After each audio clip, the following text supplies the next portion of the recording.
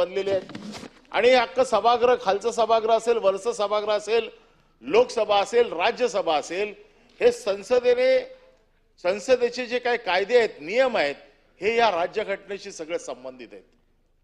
मी काय घटनेवरती अगदी सविस्तर किंवा प्रत्येक त्याचा जो भाग आहे याच्यावरती बोलू इच्छित नाही आणि घटनेचा अनुच्छेद, घटनेचा तो कलम याच्यावरती मी जात नाही. त्याचं कारण असं आहे की तो फार ती किचकट भाषा आहे.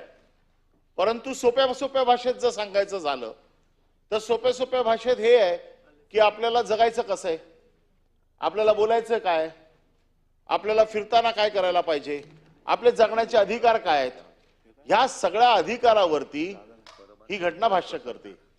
आता ह्याचे कलम नंबर मी काही वाचत बसत नाही, पण जर एक एक गोष्टीकडे आपण जर जायला लागलो तर मला जे काही स्वातंत्र्य मिळालंय, मला बोलण्याचं स्वातंत्र्य मिळालंय, मग बोलण्याचं स्वातंत्र्य मिळालंय तर मी काही बोलू शकतो का? मी काही बोलू शकत नाही. माझ्या बोलण्याच्या अधिकारामध्ये मी दुसऱ्याच्या स्वातंत्र्यावरती अतिक्रमण करत नाही ना. माझ्या बोलण्यामुळे दुसऱ्याच्या वरती मी अतिक्रमण करत नाही, त्याच्या अधिकारावरती गदा आणत नाही ना. हे बघणं माझं काम आहे. होतंय का तसं? हल्ली तसं होत नाहीये, हे मला निदर्शनास आणून दिलंय. कोणी उठते, काही बोलते, या सभागृहात 2 दिवस तर तेच चालू आहे. कोणी उठते, आपल्या आराध्य दैवतांची विडंबना करते, कोणी उठते राजकीय पक्षाच्या नेत्यांची विडंबना करते, कोणी उठते सगळ्या ज्यांचं मानाचं स्थान आहे अशा लोकांची विडंबना करते. हा अधिकार दिला कोणी त्यांना? या अधिकाराच्या बाबतीमध्ये सोयीचं राजकारण बघू नका. न्याय हा सगळ्यांना आहे, कारण घटनेचा मूळ जो पाया आहे हा समानतेचा आहे. हा समानतेचा पाया आहे. तुम्हाला आणि मला समान अधिकार आहे. धर्माच्या सगळ्या लोकांना समान अधिकार आहे. मी काय खायचं, मी कसं वागायचं, मी कसं राहायचं, हा अधिकार माझा आहे. जोपर्यंत त्याचा त्रास दुसऱ्याला होत नाही तोपर्यंत तो अधिकार माझा आहे. मी काय खायचं, हल्ली काय झालंय, मी मांसाहार खायचा नाही आणि मी जर मांसाहारी असेल तर मला सोसायटीमध्ये घर मिळणार नाही. दिला कोणी अधिकार? हा घटनेने दिला. आणि मग अशा लोकांवरती कारवाई होणार नाही तर काय होणार? अशा लोकांच्या बाबतीमध्ये मी काय खायचं,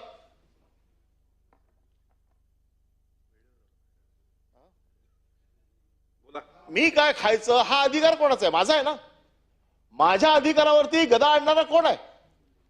एक समाज उठतो आणि सांगतो की मांसाहारी लोकांना या सोसायटीमध्ये राहायला देणार नाही का, तर ते मांसाहारी आहेत म्हणून. हा अधिकार दिला कोण?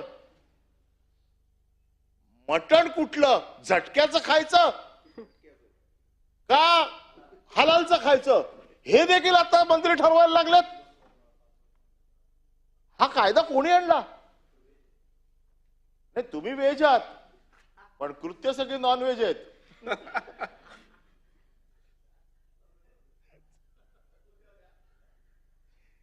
त्याच्यामुळे मटण कुठलं खायचं हे काय चाललंय सभागृहात?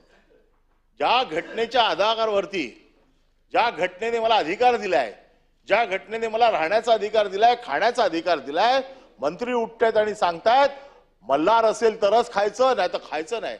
म्हणजे तुम्ही काय करताय? 2 धर्मामध्ये तुम्ही तेढ करताय, 2 धर्मामध्ये तुम्ही फूट पाडताय.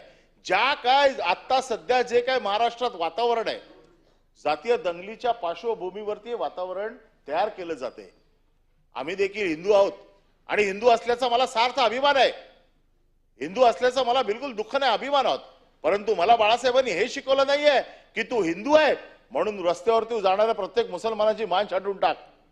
बाळासाहेबांनी काय सांगितलं की जे कोण असतील, मग ते हिंदू असो नाही तर मुस्लिम असोत, जर या देशाच्या विरोधात काम करणार असतील, या देशाच्या विरोधात जर ते काम करणार असतील, मग तो कोणी असो, तो आपल्या देशाचा शत्रू आहे.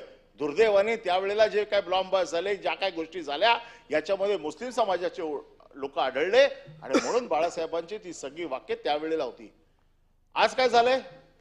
माझ्या इकडे एक सोसायटीमध्ये एक नेपाळी वॉचमॅन आहे, अख्खा रात्र ओरडत असतो.